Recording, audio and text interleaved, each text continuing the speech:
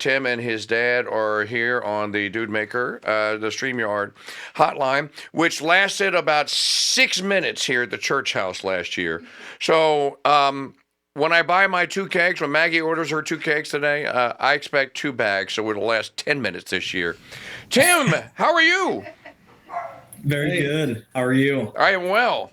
Have your dad hold the sign up again so the audience can see it. Make our farms great again. KingDude superfan. I love it. That's fantastic. So, just to catch up real quick, because I didn't know that you were part of the entourage with Michael Jadis and Andrew Ewell that went to Rome. Yes, my brother John and I went with them. It was a beautiful, just such a blessed experience to be part of some various meetings, help promote and push the Catholic Land movement, and just very inspiring. Did you get to meet the Holy Father? Were you in that part of the entourage? We were further back in the crowd, but we were there and just chill, seeing it all happen. If you've ever been to the Pope audiences, they have the big screens, and everyone who was there got to see the CLM on the big screen and see Pope Francis get that envelope, that folder with information about the mission and the history, and he opens it up and starts reading, and just beautiful on those big screens for everyone to see. So has Andrew Ewell washed his hands since? I'm going to plead the fifth. You can ask him that question. I have the one picture that I think is like a Time Life photograph of the year of Ewell reaching his hand out and the Holy Father reaching his hand out and grabbing his hand and going like, I know that guy. He touched the Pope's hand. That was really, really just a... First of all, you kiddies out there, dreams do come true. Michael Jadis had no idea 5 years ago that the CLM Catholic... He decided to have this one little conference at his home in upstate New York. Did you go to the first one? Not the first one. We found out about the first one right after it happened, and then we were right there for the second one, and crazy how life moves fast. We're then by the third conference, the one we met in Indiana. We're helping teach people how to make maple syrup, and just a beautiful group to be part of. Now your Dad, what's your first name? Jim. Jim. Welcome, Jim Cermak, to you. You weren't with us last year. Tim was by himself. I was working. You were holding the farm down, literally. No, actually, there was teeth to fix. Oh, teeth to fix. He's a dentist also, in addition to all the farm work and the maple. You know, I hear that he's a dentist, and I go, I think of Rudolph the Red-Nosed Reindeer. But I really want to be a dentist.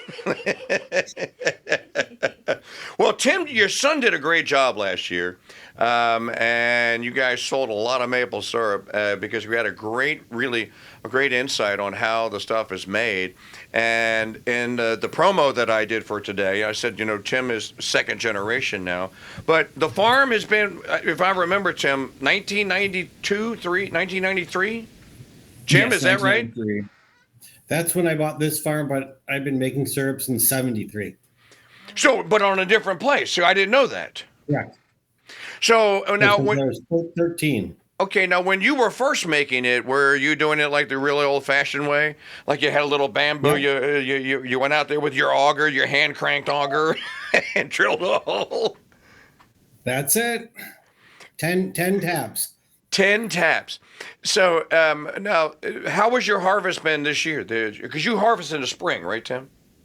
If I remember. Yeah, so we're right now getting all geared up for it. Had some storm damage over in the summer, so did a lot of work in the woods, taking care of them. Now we're getting ready to do a lot of tubing work and just get it all ready for about the first week of January is when we'll put the taps in all the trees. And from January on till it gets to be fully spring and warm, we'll be making maple syrup. So it'll be a perfect time for you to come on up and visit. I will. I'd love to. But perfect. Now, last year, did you have a good harvest last spring? Because you and I spoke last December, so you were just getting ready for last year. So was last year a good year? Yes, or this year, actually. Year. This year. Yeah, it was the earliest start and then the earliest finish. So, but it was a full crop, good flavor, and we take what we can get. As long as you're ready, everything works out. The keg that we get our maple syrup in, and by the way, folks, again, go to sugarbushcreekfarm.com, coupon code CHURCH. There it is right there. So I assume that, and you'll get a free bag of maple candy. Does everyone in Ohio is that jug like sanctioned by the Ohio Department of Agriculture? You'd think so, but unfortunately, there's still some holdouts who use the bad stuff, the fake and high fructose and all that. So we're trying to make more maple converts every day. But the actual keg that you use, is that like a standardized in Ohio? Because it says Ohio on it. Yeah, in most all of the different states in Canada, they have kind of a typical jug that says, Ohio made, and, the other states and places have it. So that's the Ohio one. And then we put our sticker with, exactly who it's coming from, that it's our syrup in there that we make ourselves. So many people use these different ones and then put their contact information on it.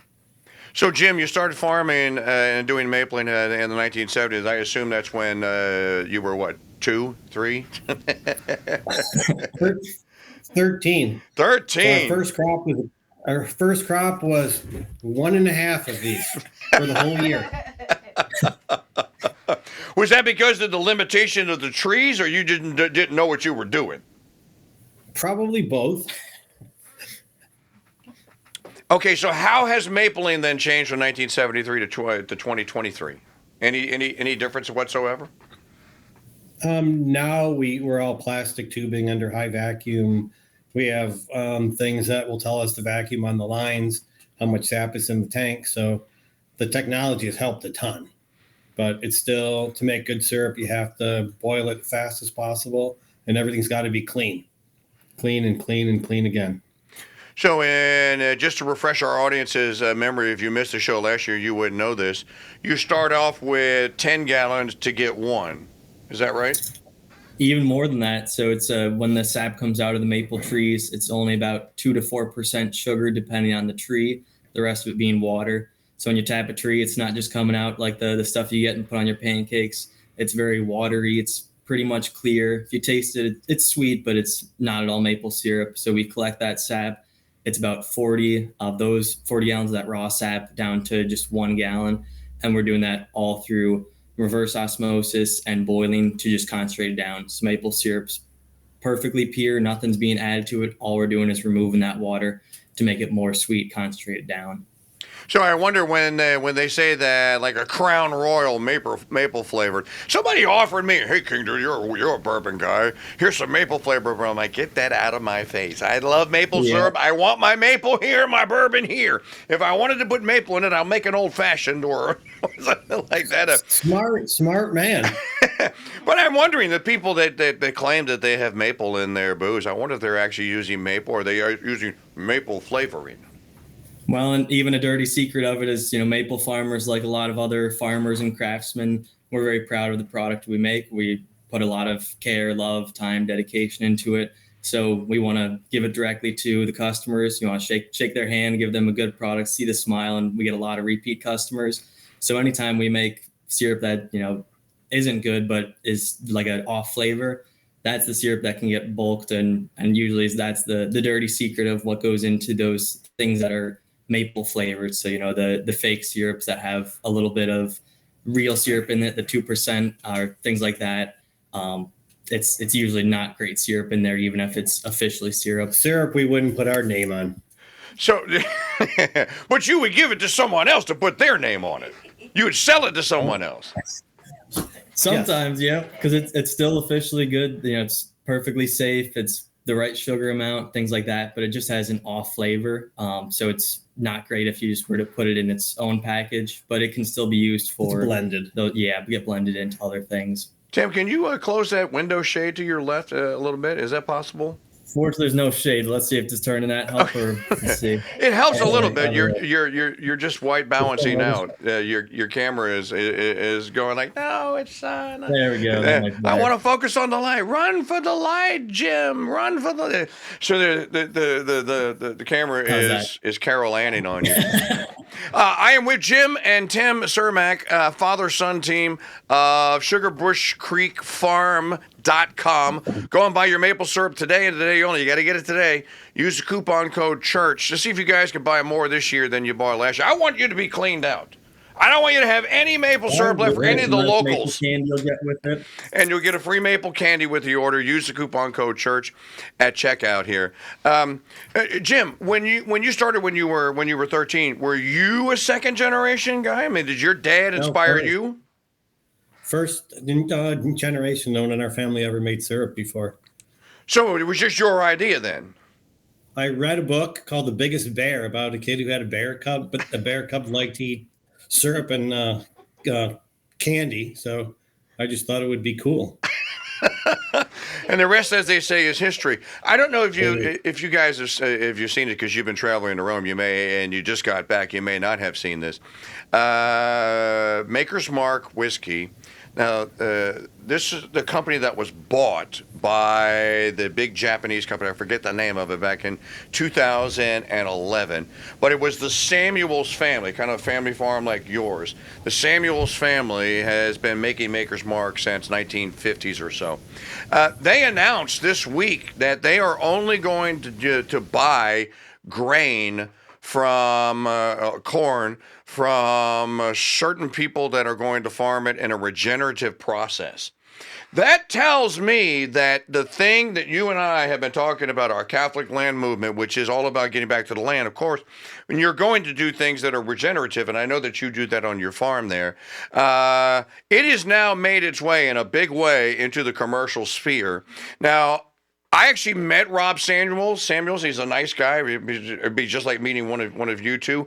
He actually sat me down and he drew me a picture and he said, "This is my grandfather did the logo on a napkin. My grandma used one of those corrugated scissors to cut the label out the first bottle of Maker's, and we took an old tradition of Maker's Mark."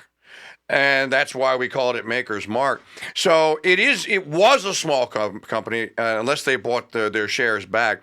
But I am very heartened to hear, because I love my bourbon, that a major bourbon supplier has committed to the first step, which is the regeneration of farming, which you practice at Sugar Bush Creek Farm, correct? Oh, did I lose you guys? Okay, Mike Church here with the Cermacs, Tim and Jim, on an episode of Free Farm Friday, and we're talking about maple syrup and maple syrupine. There you go. Your connection is back now. Okay, so yeah, I can hear you now. So regenerative farming, you practice it, correct? Correct. We learned that syrup is made in the woods, so we treat our woods kind of like a garden. So all the same things you would do in a garden, like weeding, and is the things we do in the woods, except instead of weeding with a hoe, we weed with a chainsaw and chipper. Now, how is the Christmas tree? Is the Christmas tree season over for you now? It is for us. We sold out in the first 2 weekends this year, so we had big, good sales, some ginormous trees, lots of good, happy families who are out looking and picking their trees. So we're closed for this year, except for a few families who are following the more traditional way and getting their tree close to Christmas Eve. So we'll be open for a few of those family friends who will be coming out later. Now, Jim, did you go to Rome with Tim? You were on the trip? I heard about it at the last minute, so no, I was not invited. There you are.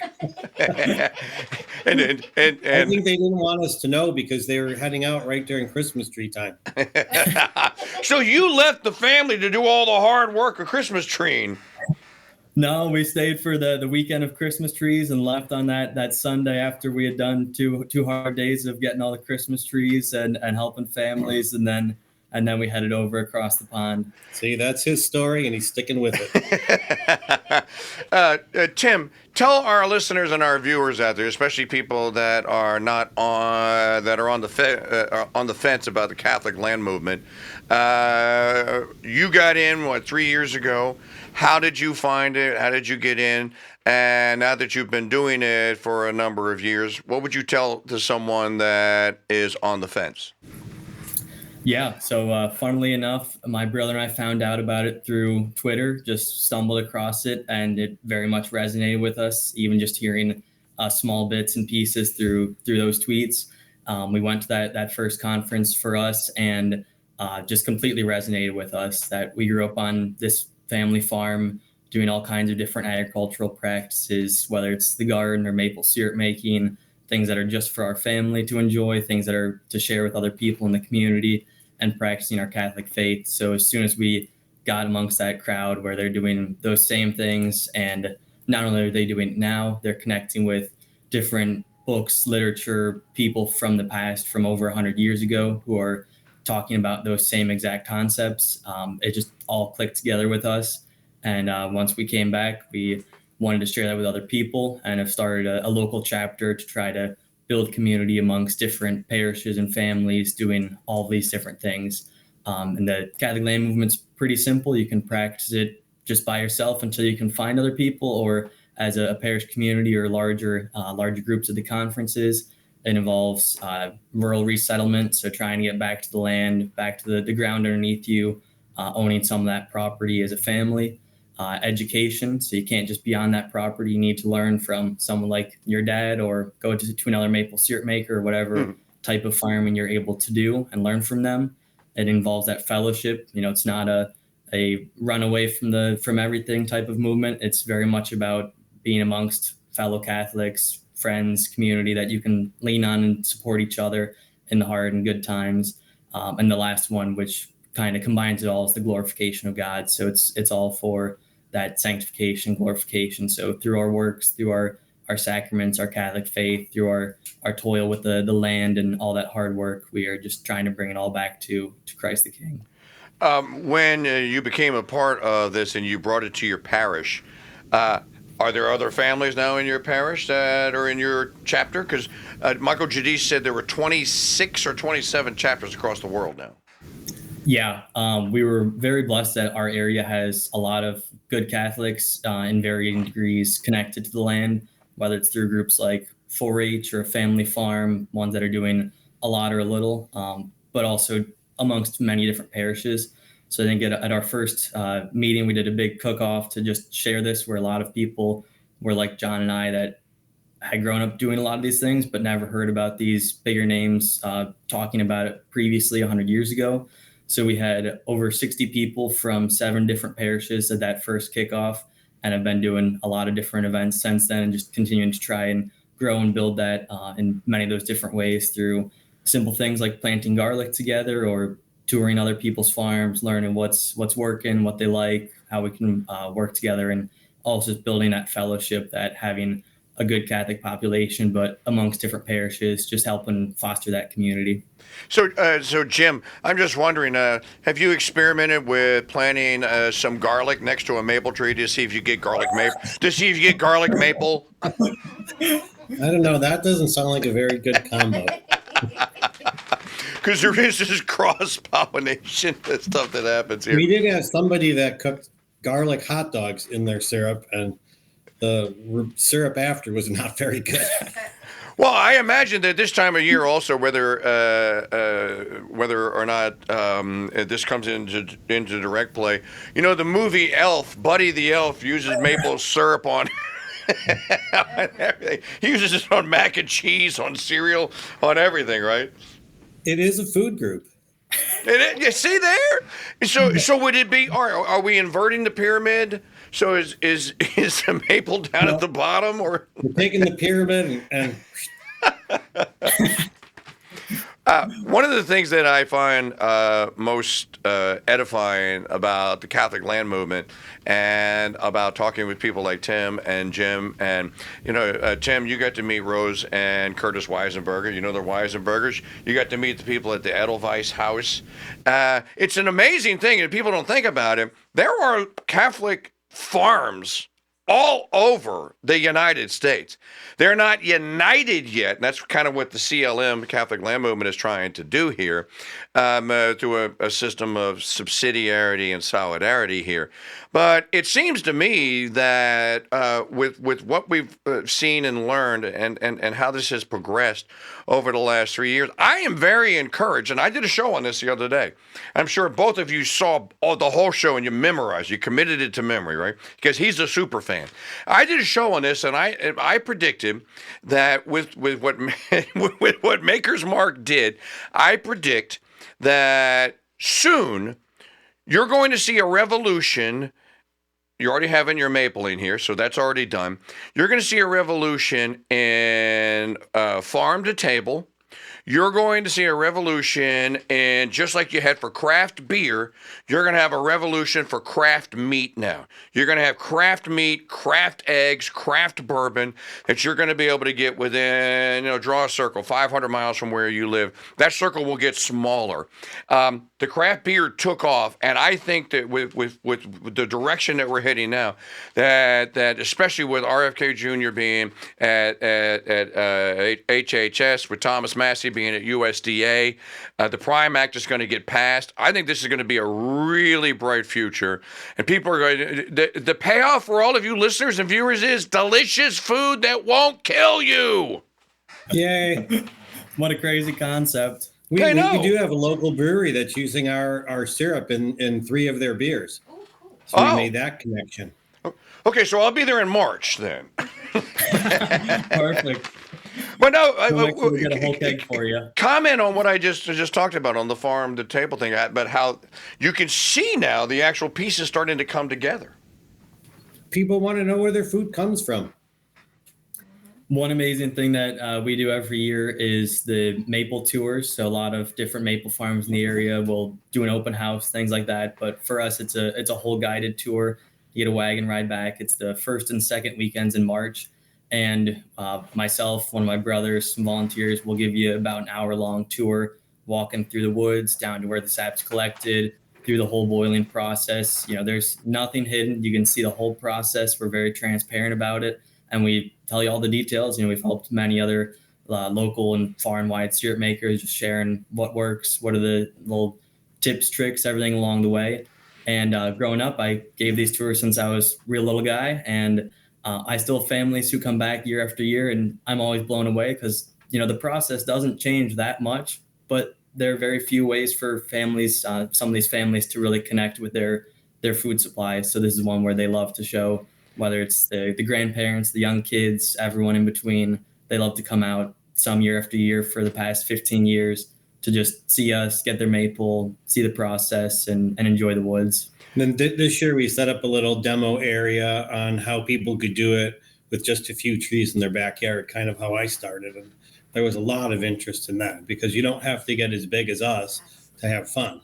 You could do it with 1, 2, 3, or 4 trees and make enough just for fun and get out in the spring and do something that you could be proud of.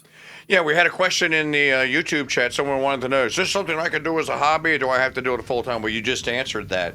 So, as long as you have a couple of trees. Now, I'm here in the deep south. I don't have any maple trees, so I can't do it.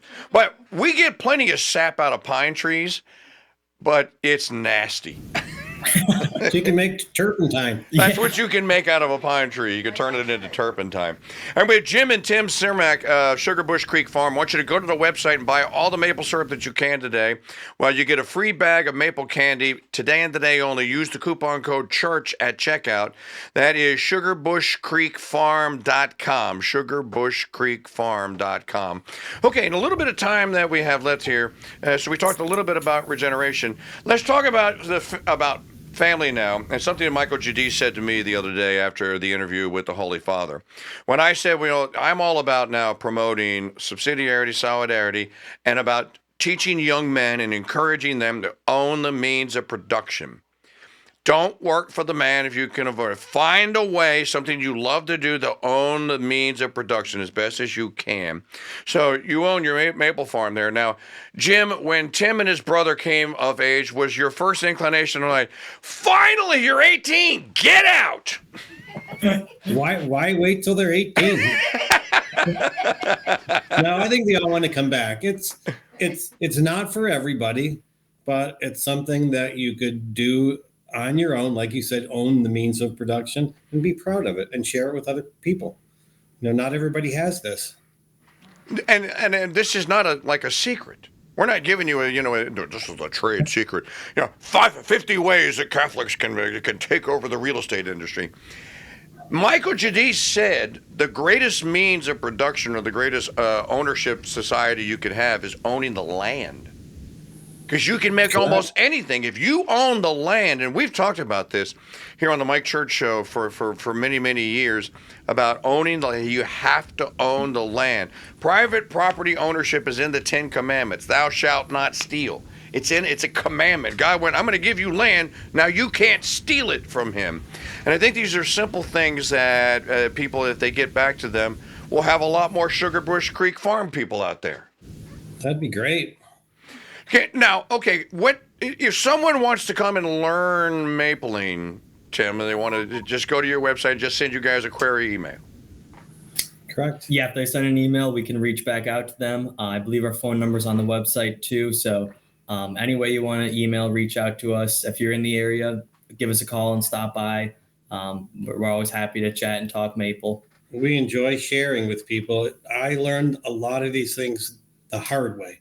So there's no reason for somebody to make all the mistakes that we've made along the way.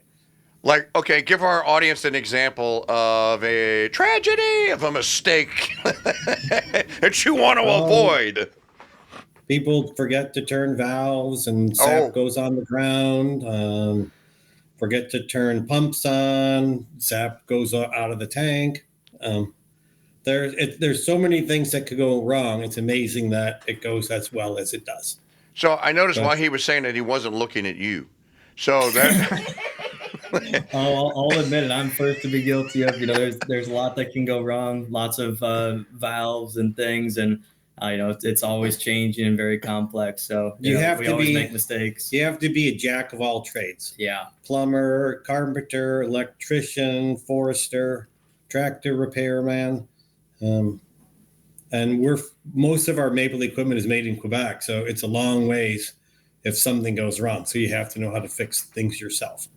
So is this you got to be self-sufficient? Is this some manufacturing that can be returned to the U.S., or we are okay with the Quebecois making it? It actually originated not too far from us. A lot of the original maple syrup equipment, the timing of maple syrup being Canada wasn't really settled and easy to transport when maple syrup started to become a big thing. So only about 20, 30 miles from us Summit County Ohio was the origin of a lot of it.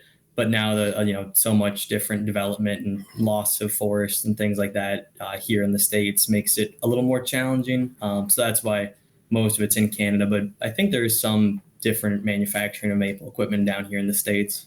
There's some amazing things that are going to happen here. High fructose corn syrup is either going to get outright banned or it's just going to go out of favor because people are going to discover what it does. You're not going to be able to make maple syrup fast enough. But before we go, I wanted to share this with you. I'm not going to play it, but I'm going to encourage you to look it up. We did a show about wheat a couple weeks ago, and we were talking about MAP, Mexican Agriculture Project, pre-1958 wheat, which you can now get from Hayden Flour Mills and some other places, and it won't kill you. It's like European wheats. It's heirloom, comes from heirloom seeds.